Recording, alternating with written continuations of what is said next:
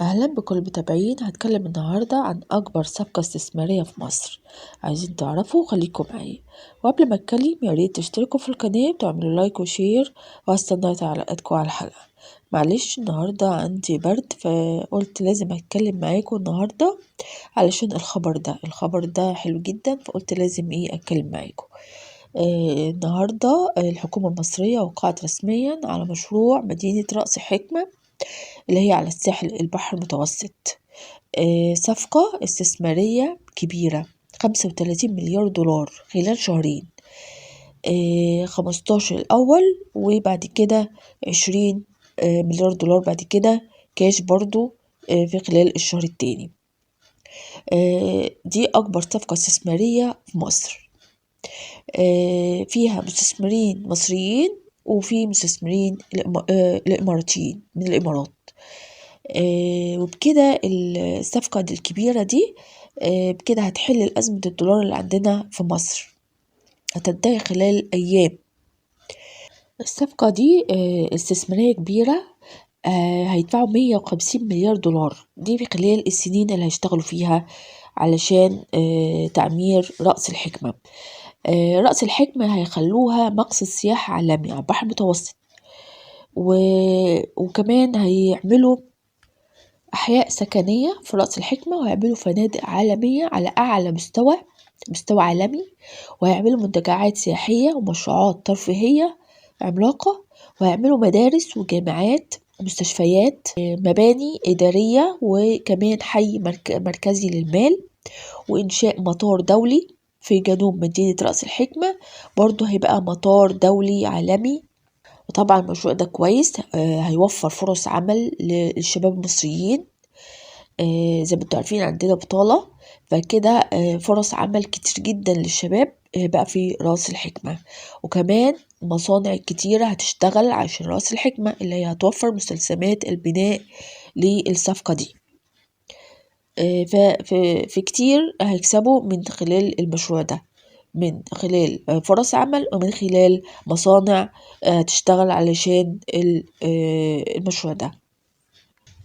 والصفقة دي كمان هتوفر سيولة نقدية للبلد، عشان انتوا عارفين احنا عندنا نقص في الدولار، فكده هتوفر الدولارات عندنا عشان احنا عندنا في نقص في الدولار وعندنا فجوة.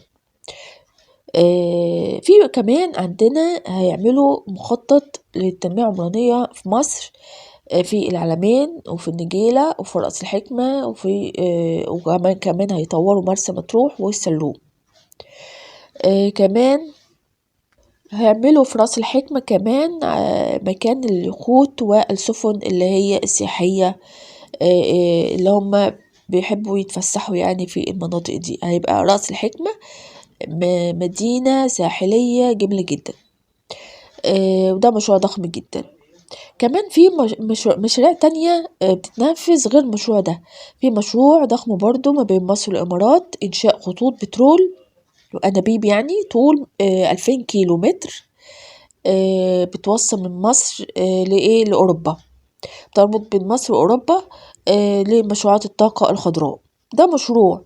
في كمان مشروع تاني اللي هو شركة UDC الإماراتية برضو هتخصص قطعة أرض بمنطقة حدائق الأندلس في القاهرة الجديدة لإقامة نشاط عمراني كامل، سكني إداري وترفيهي وتجاري وفندقي.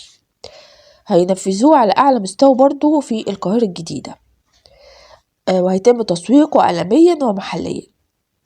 هيعملوا المشروع ده في خلال 8 سنين اللي جايين بمبلغ قدره 60 مليار جنيه، بس هياخدوه بالعملة الأجنبية. كمان في اتفاق قريب جدا هيحصل مع صندوق النقد الدولي والبنك الدولي والاتحاد الأوروبي، عشان يبقى في فلوس جاية من صندوق النقد تقريبا من 12 مليار دولار أو 10 مليار دولار. فبرضو دي هتنقذنا برضو في الفترة اللي جاية. يبقى كده الأزمة الاقتصادية هتتحل من ضخ الأموال الكبيرة دي من الدولارات، من المشاريع اللي جاية من الدول والاستثمارات اللي بتحصل. اللي بيحصل ده استثمارات مش بيع، عشان في ناس بتقول ده بيع، ده مش بيع، ده استثمارات.